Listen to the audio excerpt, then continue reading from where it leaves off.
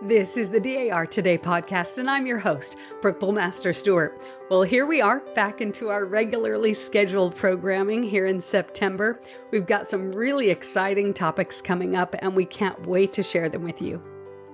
Today, we'll be talking about a committee that I have been really looking forward to covering for a while now. We will be interviewing the National Chair of the American Indians Committee, Beth Garner. She'll be telling us about what this committee does, and we'll have a few other segments that are related to this as well. But before we dive into that, just by way of a reminder, and not just a reminder to our DAR members, but to everyone, of course, our nation is readying for its semi-quincentennial, its 250th birthday in July of 2026. It'll be here before we know it. So for those of you who are not DAR members, I would encourage you to go on sites like honoringourpatriots.dar.org, where we talk about the pathway of patriots, where it's being set up to honor 250 of our American patriots. And also within that same site is the E Pluribus Unum database, and that is telling the stories of so many patriots previously before unrecognized. So for DAR members, of course, you could go on our members website to the America 250 committee page. There'll be so many ideas there. Perhaps your chapter or state would want to sponsor a billboard in your community that would either talk about this upcoming semi-quincentennial or perhaps even about different Revolutionary War patriots. You could dedicate an America 250 marker somewhere in your community. You don't have to live somewhere where the American Revolutionary War happened. You can do that anywhere in your communities. Or perhaps you want to sponsor something a little closer, a little more community-based, like a children's activity where you used the Our Patriots coloring book to have a neat activity teaching children about the patriots of the American Revolution. Or as a family, you could plant a liberty tree. Now, one thing right around the corner is Constitution Week. We as DAR members always strive to make sure this is something we celebrate and something that we make sure our communities are reminded of. Be sure to visit the Constitution Week committee page on our members' website to get great ideas and resources. And of course, you'll want to look around in your community and see what are the ways that people are already planning to commemorate and celebrate the Constitution. In fact, if you found an event within your community that's happening to honor and commemorate the Constitution, be sure to leave a comment in the notes below. If you're watching this on YouTube, let everybody know what's happening in your community. That'd be a really great way to get the word out. But now let's jump right into our subject today, learning about how the DAR is supporting these Indigenous communities, these families, their schools. It is really exciting work. And as always, hey, thank you so much for being here with us today.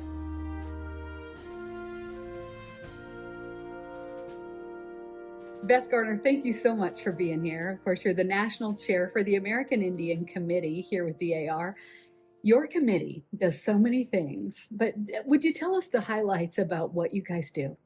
Well, we are all about the Native Americans, all about the American Indian. So within our committee, we raise funds to provide scholarships for Native American youth. We have 10 scholarships that come out of our fund. We've got another scholarship.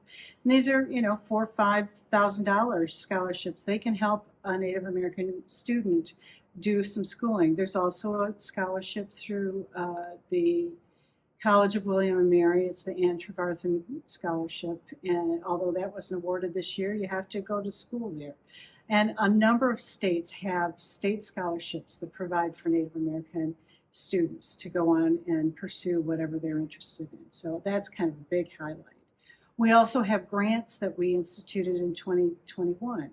And at that time, there were 2 grants during the last administration. Last year, we gave out 2 grants, one to Michigan through the Straits of Mackinac, where we helped to recreate a Wagonagon, which would be the abode that was there, kind of like a teepee, but not really. And the other one was from Utah to help with the Shoshone tribe there and to do something with their children's area. And this year we're presenting 4 more grants, which is very exciting. We've got another one in Michigan, and that's to help the Chippewa, Saginaw, tribe with their library so that community members can come and, just be a little bit more at ease and learn how to use the library. We have one going to the St. Joseph Indian School in South Dakota, and that's to help with the wellness equipment for the new recreation center. We've got one going that happened, we had a powwow with the tribes in South Carolina, and their name escapes me, but to help put on a powwow there for a group. And then the final one is in Virginia with the Chickasaw tribe to help with their museum there and to refurbish and kind of get that so it's also available. So we do a lot of really exciting things, but these are also places where the local chapter and the local tribes have been able to come together and do something and put it out there. So it's very, very exciting. We ask our members to go out during November and get proclamations that say November is Native American Heritage Month and celebrate that. Our committee has put together a little thing, so every day we have a new fact about Native Americans. Kind of cool, isn't it? Where can they find that?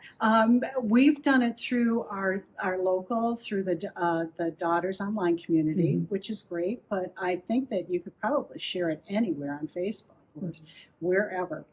And we also have, one of the things that we do is every year we have minutes, American Indian minutes are what they're called, and we present them to the local chapters. Well, they're in the national information packet, and in the packet they've got 10 or 12 or whatever informational things. Last year we did Native American women. They were all on those, so little vignettes that the chapter can go and read, just a couple minutes so they can get all the information that they need. And if they want to make it into a bigger piece, they can do that. This year we're doing Native Patriots of the Revolution. So it affords a chapter and the members something to learn. And if they want to make it into a program and show it somewhere else, at least they have a starting place. So it's very exciting to be involved with women.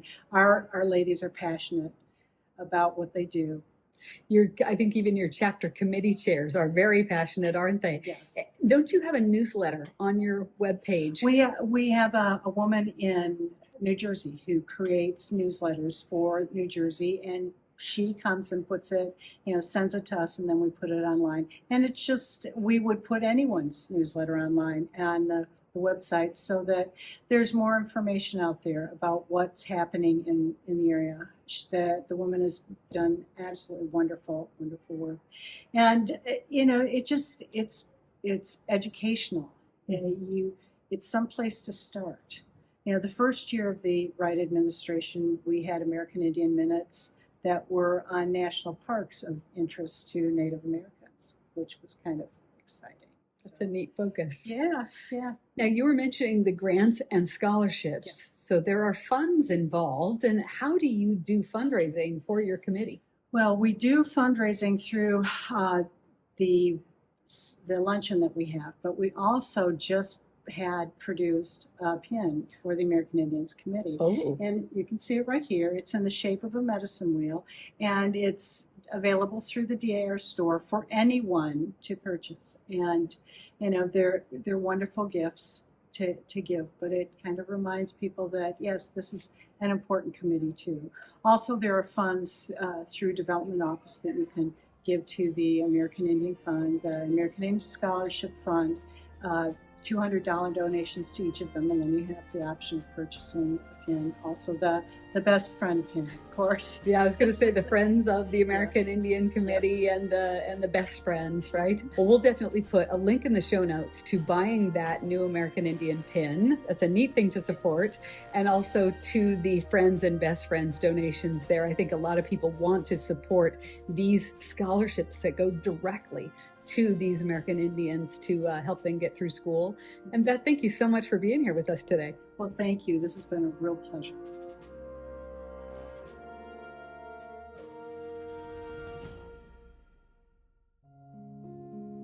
For those at Continental Congress, you may have been able to attend the Education Luncheon, this year sponsored by the American Indians Committee. We were excited to see that the Chickasaw princesses were there, and they participated in the opening ritual by signing the Lord's Prayer in their native language. It was just beautiful. I think we were all so enraptured by it that none of us thought to capture it on video, but we did get to talk with them briefly. Chukma, Sahocha Forward Abby Gaines. Hello, my name is Abby Gaines. I am the 2023-2024 Chickasaw Princess, and today we will be performing the Lord's Prayer for the opening ceremonies. The Chickasaw Princess Pageant started more than 60 years ago. It takes place every year during the Chickasaw Annual Meeting and Festival to select tribal ambassadors of friendship and goodwill. These ambassadors serve one-year terms and travel to more than 40 events across multiple states to represent the Chickasaw Nation. We're just happy to be here and thankful for being invited, and it's going to be exciting. It's been fun.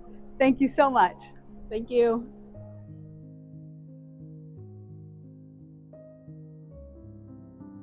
We leave you today with this quote by Chief White Eagle, a member of the Ponca tribe. "When you are in doubt, be still and wait. When doubt no longer exists for you, then go forward with courage.